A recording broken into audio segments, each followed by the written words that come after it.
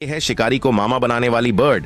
लेकिन मजेदार बात तो ये है कि ये पक्षी अपना घोंसला किसी ऐसे ऊंचे पेड़ की टहनी पर लटकते हुए डिजाइन करती है जो चाहकर भी शिकारी इनकी बच्चों को नुकसान नहीं पहुंचा सकता। दरअसल इस पक्षी का नाम बया वीवर है, जो अपनी घोंसले में एक नहीं बल्कि 2 दरवाजे बनाती है, जिसमें ये एक दरवाजा तो सिर्फ शिकारी को गुमराह करने के लिए है और दूसरा ये जिनमें इनके बच्चे सेफली रहते।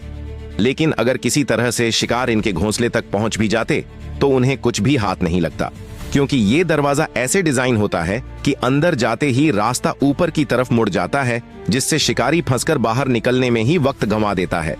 तब तक ये बर्ड अपने बच्चों को सेफली कर चुकी होती है।